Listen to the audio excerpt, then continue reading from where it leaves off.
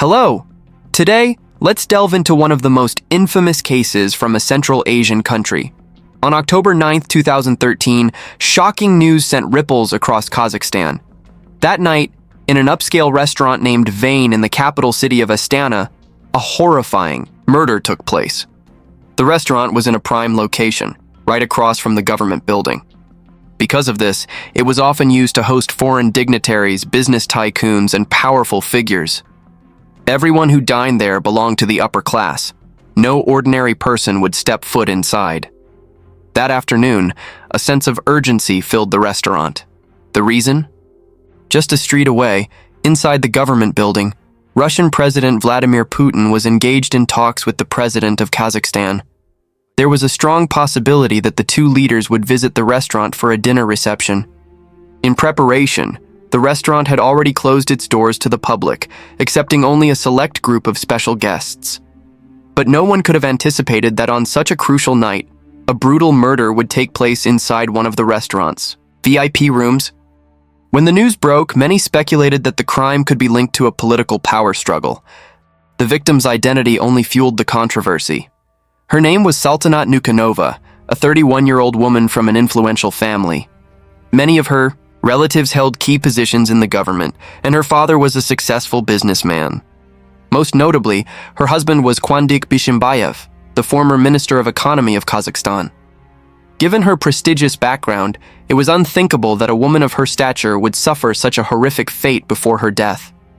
At around 8 p.m., when medical personnel arrived at the restaurant, they found Saltanat lying motionless in a pool of blood, her condition critical. Her face was so swollen that she was nearly unrecognizable. Her body bore both fresh and old injuries, and she had stopped breathing. Paramedics attempted CPR, but it was too late. Saltanat was pronounced dead at the scene. The autopsy report revealed severe bruising on her face and ears, with her nasal bones completely shattered. Oval-shaped bruises on her neck indicated that someone had strangled her with their bare hands. There were hemorrhages in her neck muscles and conjunctiva, further pointing to suffocation. However, the primary cause of death was a closed head, brain injury. The amount of blood pooling in her brain was twice the lethal threshold. Before she died, Saltanat's head had been slammed against a hard surface at least 10 times. What made the case even more infuriating was that a month before her death, Saltanat had already shown signs of a minor brain hemorrhage. Her body carried numerous bruises, both old and new, proving that she had endured prolonged abuse. The most likely perpetrator? None other than her husband, Kwandik Bishimbayev. At the time of her death, Bishimbayev was present at the restaurant. Authorities immediately listed him as the prime suspect. At 43 years old, Kwandik Bishimbayev was the epitome of privilege, born into wealth and power. His life story was filled with achievements that most people could only dream of. Coming from a prominent business family, his father was the head of a prestigious university with close ties to the former president. At just 15, Bishimbayev graduated high school and was admitted to Kazakhstan National University. After earning his bachelor's degree, he went to the United States to pursue a master's degree at George Washington University. Upon returning home, he quickly climbed the political ladder. By 2007, he was appointed Deputy Minister of Industry and Trade. 2 years later, he became a presidential aide. By 2010, he had moved up to Deputy Minister of Economic Development and Trade.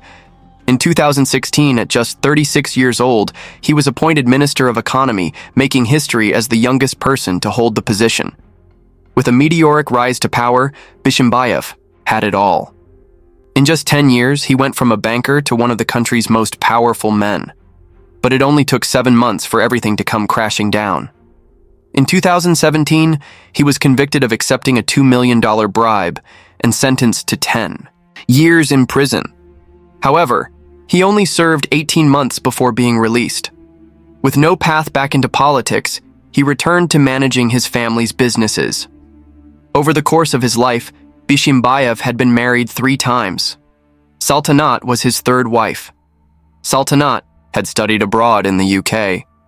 After returning home, she briefly worked at a bank but quickly grew bored and became interested in astrology.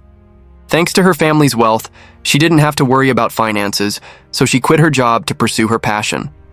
With her striking beauty, magnetic presence, and solid understanding of astrology, she quickly made a name for herself as a well-known astrology consultant. On social media, her accounts had over 10,000 followers. Every day, countless people sought her guidance. To meet her in person, clients had to book appointments at least 2 months in advance. But as her popularity grew, so did the problems. Among her clients were men who weren't interested in astrology at all. They only wanted an excuse to meet her and engage in inappropriate conversations. At first, she ignored them, but over time, the harassment became unbearable. To avoid uncomfortable situations, she implemented a strict policy. She would only consult with women or couples, refusing appointments with men who came alone. In August 2022, Bishimbayev happened to see a photo of Sultanat on social media. Rumors circulated that he had once sought astrological advice and received a mysterious revelation, that his destiny was tied to Sultanat. Whether it was fate or pure possessiveness, one thing was clear. Bishimbayev was captivated by her beauty. He wanted a private astrology consultation, but Sultanat immediately rejected his request. But Bishimbayev was not a man who accepted rejection easily. If he couldn't meet her directly, he would find another way. Using his connections, he enlisted a female friend to invite Sultanat out. After multiple invitations, she finally agreed. From that first meeting, their relationship progressed quickly. Despite their 10-year age gap and the fact that Bishimbayev already had 4 children, he still appeared youthful, looking no older than his early 30s. With his polished appearance, refined demeanor, and charismatic way of speaking, Bishimbayev did not resemble a dull, middle-aged man. In terms of outward charm, he was truly an attractive figure. It was this charm that pulled Sultanat into his orbit, leaving her mesmerized. On December 16, 2022, despite not being legally registered as husband and wife, the couple held a traditional Islamic wedding ceremony and officially became married. After the wedding, Sultanat gave up her astrology career to become a full-time housewife. She could never have imagined that the charming and cheerful man she married was hiding a completely different side. Less than 2 weeks after the wedding, Bishimbayev tore off his mask. Sultanat had a brother named Ayiptek, with whom she was very close. He loved and protected his sister deeply, especially since he had once witnessed a near-fatal accident she had as a child. On December 31, 2022, Ayiptek was invited to his brother-in-law's villa for a New Year's Eve party. But instead of the lively, energetic sister he remembered, Sultanat looked incredibly tense that night. She meticulously arranged every detail of the party, terrified that something might go wrong. At first, Ayiptek thought she was just being a perfectionist, anxious about hosting her first event as the lady of the house. But when Bishimbayev's younger brother unexpectedly arrived with a gift in hand, Ayiptek immediately sensed that his sister's anxiety was about something far more serious. Since she hadn't been informed in advance that her brother-in-law would be attending, Sultanat had no return gift prepared. According to local customs, receiving a gift without giving one in return during New Year's was considered extremely impolite. In a panic, she remembered that she had an expensive bottle of perfume in her room. Without thinking twice, she quickly wrapped it up and gave it to Bishimbayev's sister-in-law. The woman happily accepted it, and the awkward atmosphere eased. Just when it seemed like everything had smoothed over, Bishimbayev's expression darkened. He had seen everything and suddenly roared, "Why did you give away my gift? Do you ever think about my feelings?" His voice echoed through the villa, drawing the attention of every guest. No one could believe that a former minister, once a high-ranking government official, was throwing a tantrum over a bottle of perfume. Bishimbayev's parents rushed in to calm him down, reminding him that it was just a small matter and that the perfume wasn't anything sentimental or irreplaceable, but their words had no effect. Bishimbayev continued to rage, hurling insults, even at his own parents, telling them to stay out of his business. After the heated argument, the guests found the atmosphere unbearable and quickly made excuses to leave. The family members, on the other hand, pretended nothing had happened, trying to keep the peace for the sake of the holiday. Everyone thought the incident was over, but as soon as midnight struck, Bishimbayev snapped again. He flipped over the dining table in the living room, turning the New Year's celebration into a bizarre and chaotic scene. Ayiptek had witnessed everything, and was utterly bewildered by his brother-in-law's behavior. In his mind, Bishimbayev had always been a polished and sophisticated man. But after that night, he began to see the man's true nature. However, he knew it wasn't the right time to confront him. After Sultanat repeatedly reassured him that she could handle it, Aptek reluctantly let go of his concerns and left. Afterward, Aptek continued to check in on his sister. But whenever he brought up that night, Sultanat insisted that everything was fine, that there was no serious problem. Over time, he let himself believe her. But 3 months later, a brutal truth was laid bare before him. On March 20th, 2023, Aptek unexpectedly received a photo from Sultanat. In the image, her eyes were swollen and bruised, her face was puffy, and her gaze was hollow, devoid of any life. She looked so frail that she was barely recognizable. She didn't include a single word in the message, but Aptek didn't need one. He knew instantly. His sister was being abused. Fury boiled inside him as he immediately got in his car and drove to confront Bishimbayev. When he arrived, only Bishimbayev was home. Sultanat was nowhere to be seen. Aptek demanded to know where she was, but his brother-in-law simply shrugged and said he had no idea. His cold response was like fuel to a fire. Aptek nearly lost control, ready to start a fight, but in the end he held back, for Sultanat's safety. Later, he learned that she had fled to her mother-in-law's house for refuge. When he finally saw her again, Aptek begged her to leave Bishimbayev and come home with him. But Sultanat shook her head. She said she wasn't ready to give up on her marriage. She believed that since she had made this choice, she had to try to make it work.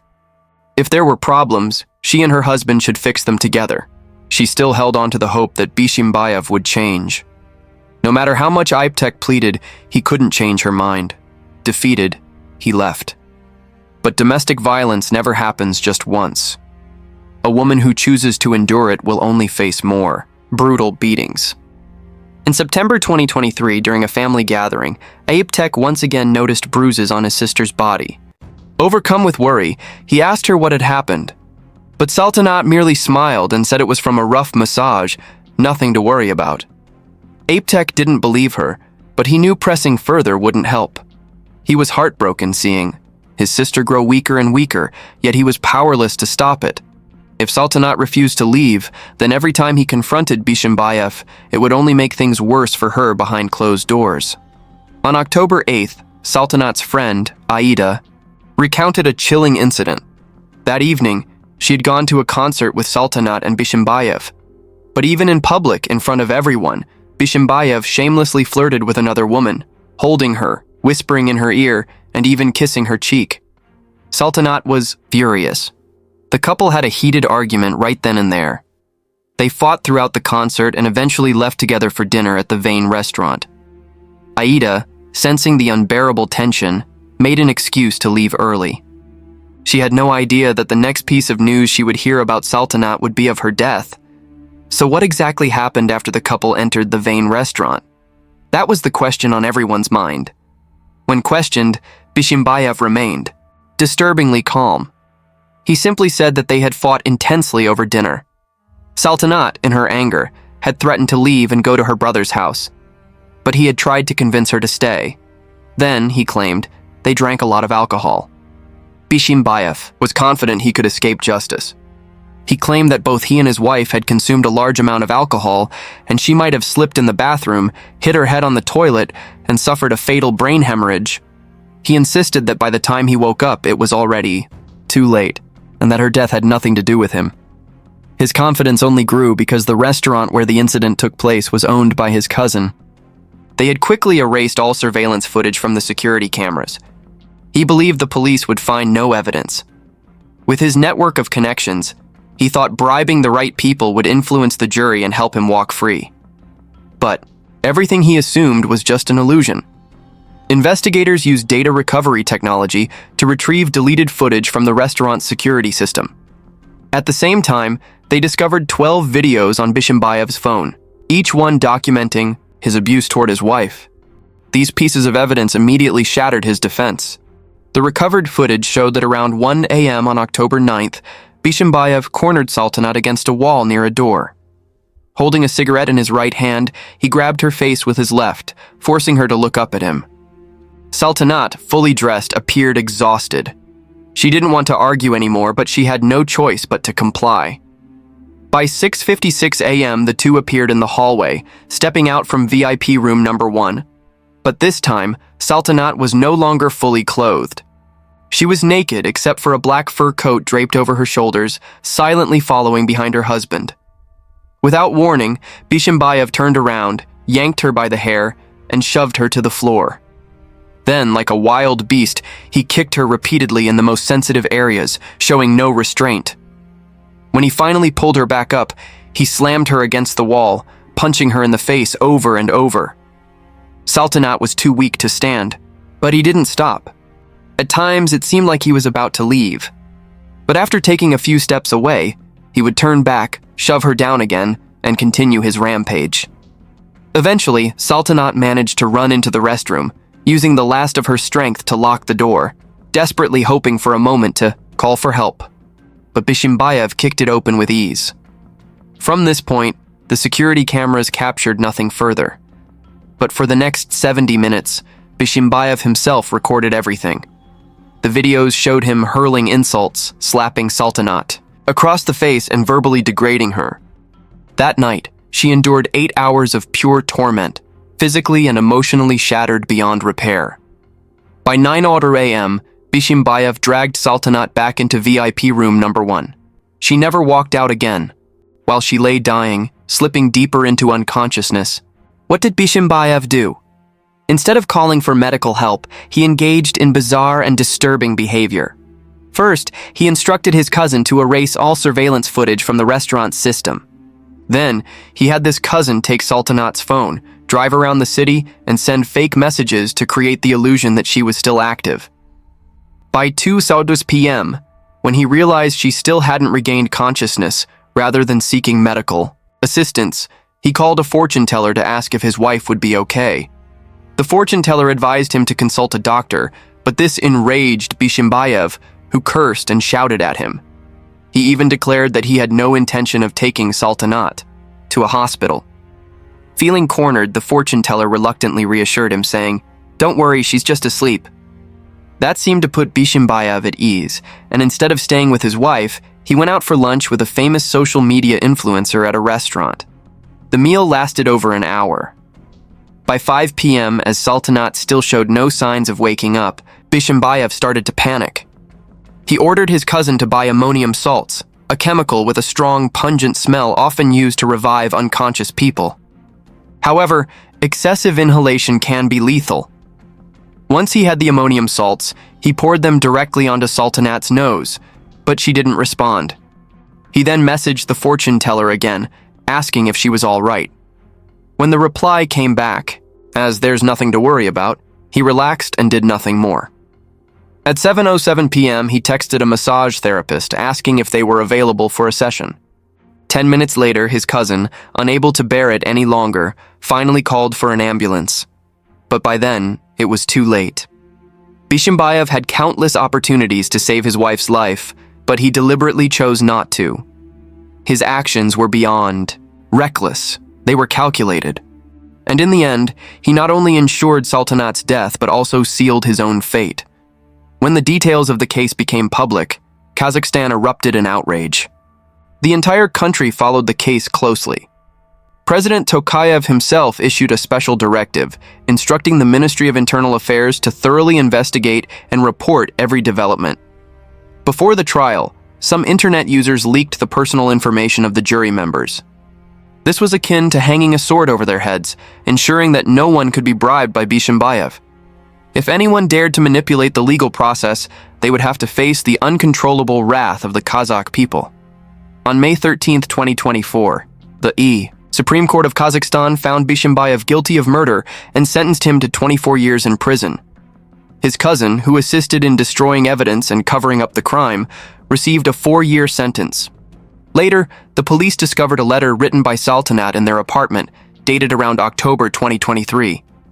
In it, she recounted how one day, while lying in bed, she noticed traces of false eyelashes, lipstick stains, and makeup. When she checked the trash bin, she found a used condom. At that moment, she realized that the man she had spent so much effort protecting had been betraying her all along. Saltanat had deceived herself, enduring domestic violence in an attempt to preserve their sham of a marriage. But by then, she had fully awakened. She had made up her mind to leave him. Unfortunately, she realized it too late. She never got the chance to escape. In the end, she remained trapped in a cycle of abuse until her husband took her life. This case sparked a powerful movement in Kazakhstan. More than 120,000 people signed a petition demanding the government take stricter action against domestic violence. Eventually, Kazakhstan's government passed a new domestic violence law named after Saltanat. This marked the first step Kazakh women took in their fight for gender equality.